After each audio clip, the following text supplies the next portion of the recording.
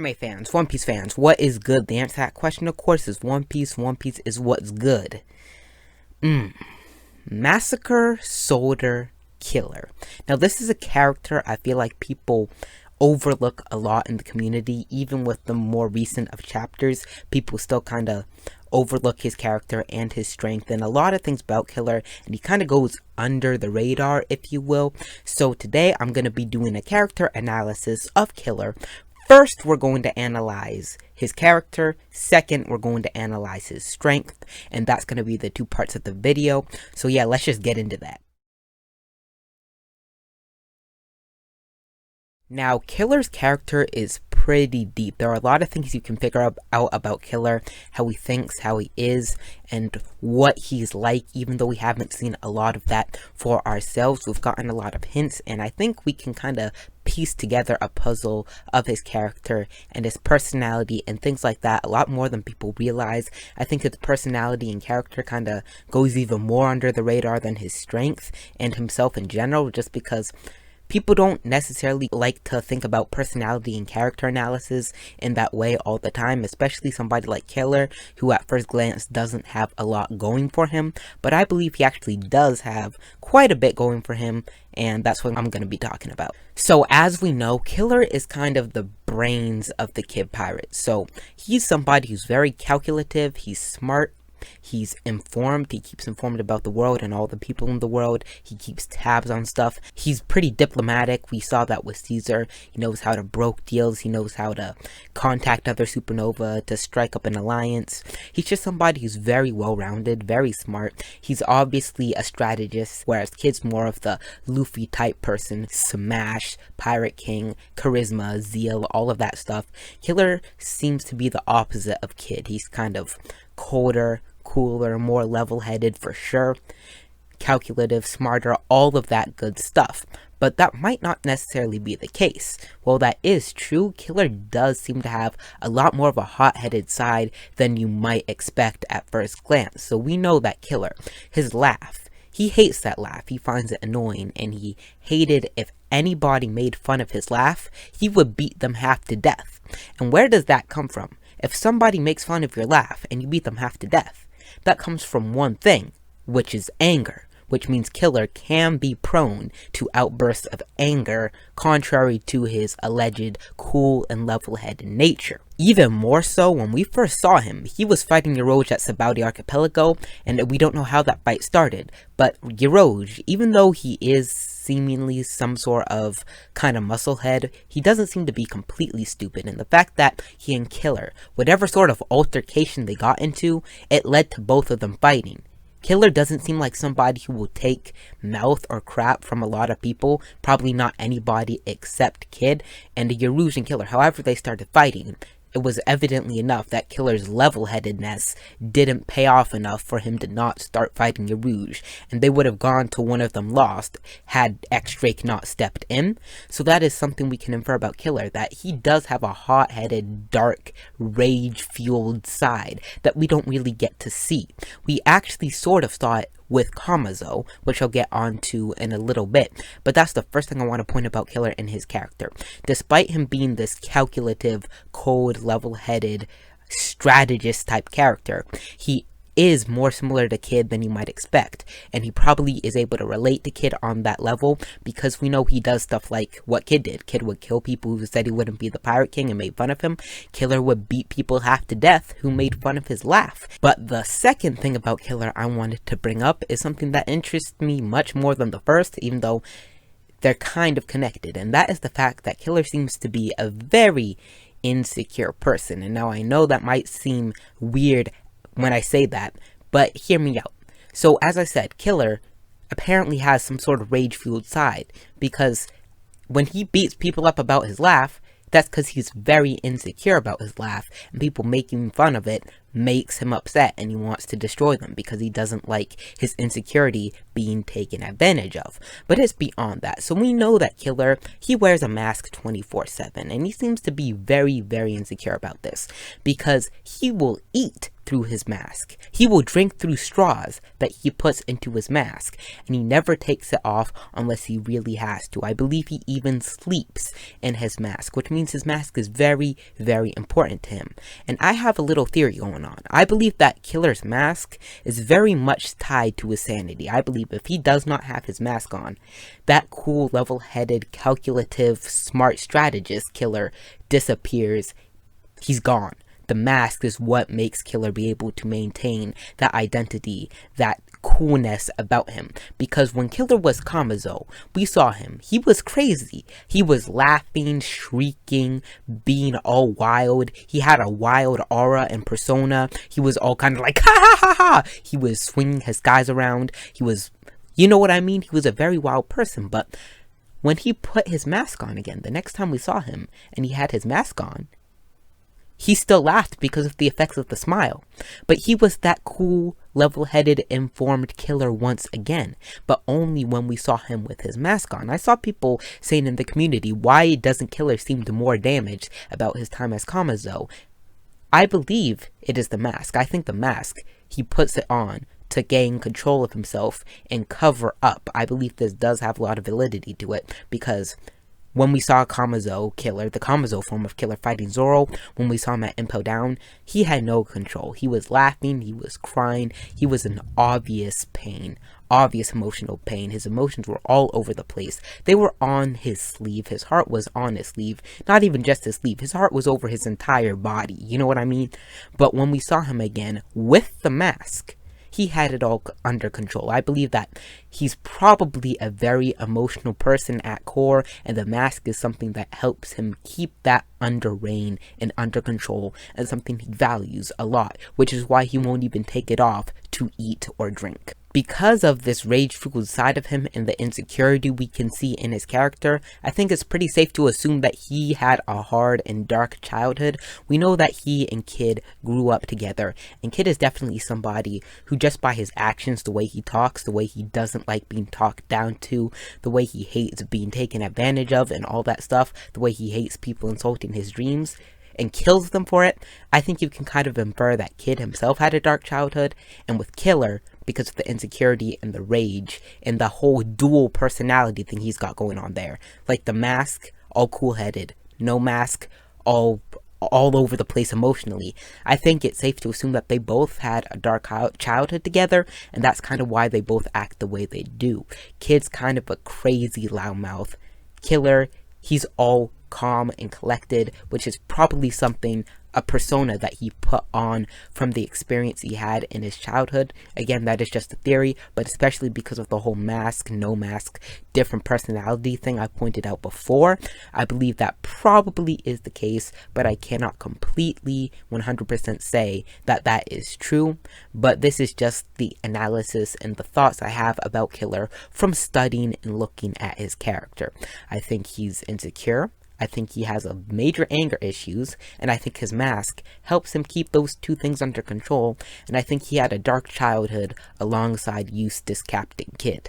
The one last thing to analyze about Killer would be the loyalty he has to Kid. His loyalty for Kid is honestly insane. We saw that Orochi offered the Killer a smile and said, "I'll give you a chance to save your captain if you eat this and let me use you to my advantage to assassinate people across Wano I want you to assassinate." And Killer did that without a moment's hesitation on the off chance Orochi would let him save Kid, because he is that loyal to Kid. I think that would tie back to what I said about them being childhood friends and growing up together, and all the experiences they had, probably in a dark place, a dark part of the world, which probably pulled them together very closely.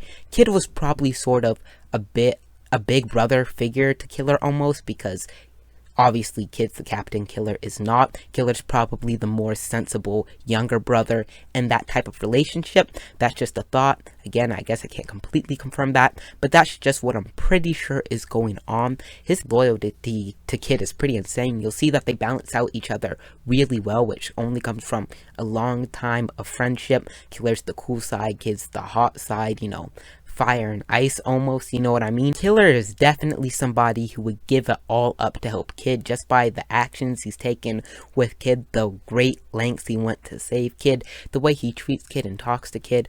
You can tell that there's a massive amount of loyalty to Kid going on there, as much as Zoro has loyalty toward Luffy, maybe even more so, you know what I mean? So that's just one thing I did want to point about Killer as well. The loyalty he has to Kid is astounding. Now let's just analyze Killer's strength real quick. I believe he's somebody who is very much slept on for some specific reasons. So let's just take a look at Killer's power set real quick. He's very acrobatic, very agile, very supple. He has spinning blades, which are machinery blades, you know what I mean? One of the epithets of his that's a little bit of a mistranslation, but it says murder machine killer, even though the real epithet is Massacre Soldier.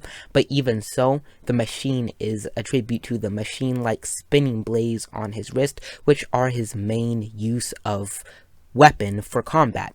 Now he does of course use skies, or is able to use them at least, as we saw in Wano when he went up against Zoro, but his weapons of choice are these machinery spinning blades, and I think that throws a lot of people off, because when your weapons are machinery in One Piece, that usually puts a cap on what you can do. He's somebody who's very acrobatic and agile, and he has spinning machine blades, which are very good for combat, but that seems like that would be all he can go. His power set seems very limited and doesn't seem like it has a lot of room for growth, because if you notice in One Piece, machines aren't treated super kindly. Like guns, all you do is get better at shooting them, more accurate, shooting faster, maybe put hockey on the bullets or something, but the stronger people in One Piece usually do not have technological advantages, because hockey and devil fruits just go better when combined with something like a sword or a mace or a spear or just straight up brawlery like hands. That's just how One Piece is kind of set up and how Oda has made it out to be.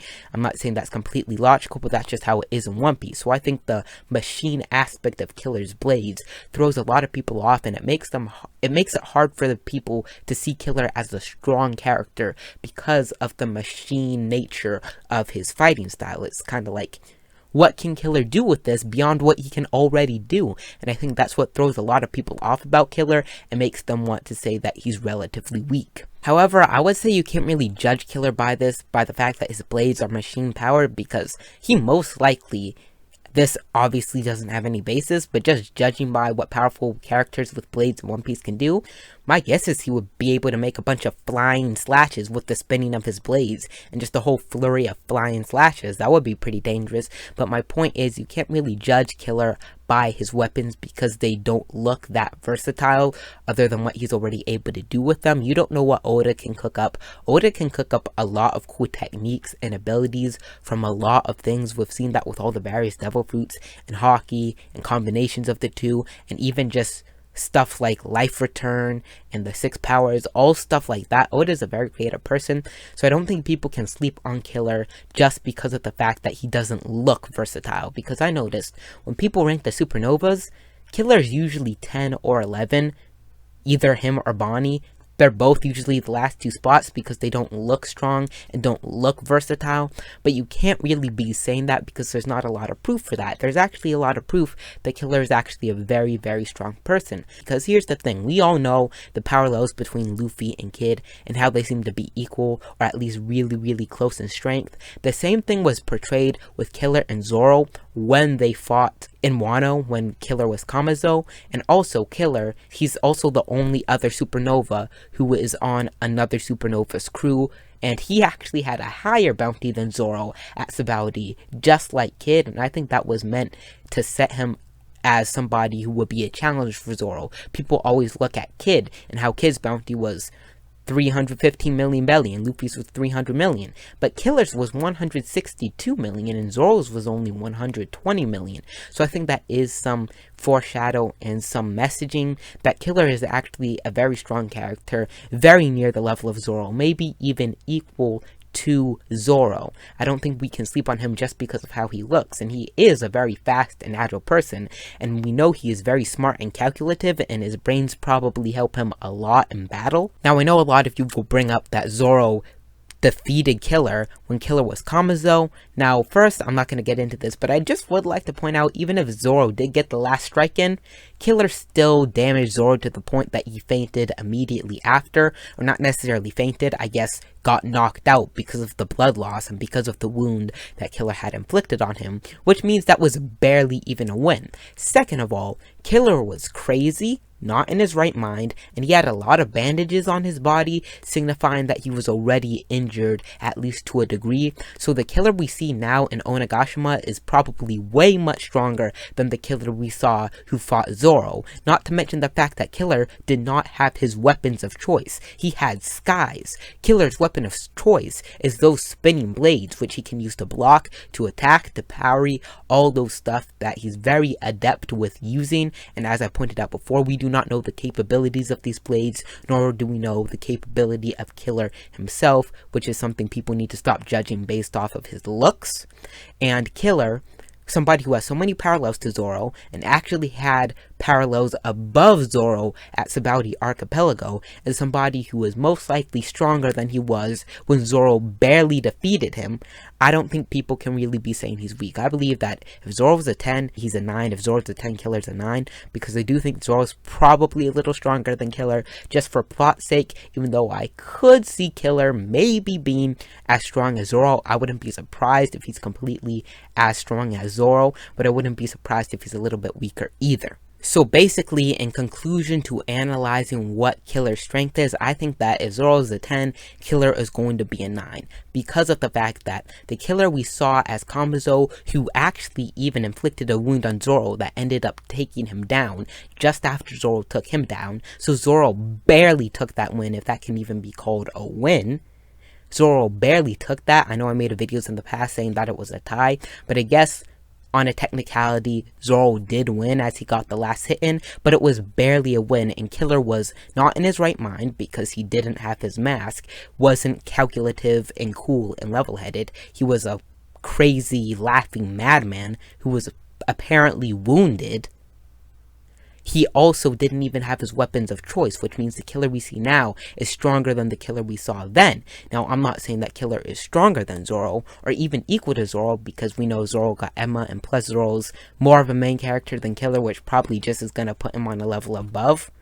But Killer probably, if Zoro is a 10, Killer's going to be a 9 for those reasons, and because of all the parallels between the two, the first mates of the two paralleled captains of the worst generation, and Killer having a higher bounty than Zoro at Sabaody, and all of the stuff I just mentioned. So that's where I would place Killer in terms of power scaling. So that's going to be it for this video. I sincerely hope you enjoyed it. Thanks for watching. If you enjoy my content, and only if you enjoy my content, like this video, subscribe, and turn on notifications for more One Piece content. Comment down below if you think my character analyzation of Killer was correct or incorrect, and comment down below how strong you think Killer is and how you would analyze him in the power scale tree of One Piece. I'ma see y'all in the next video.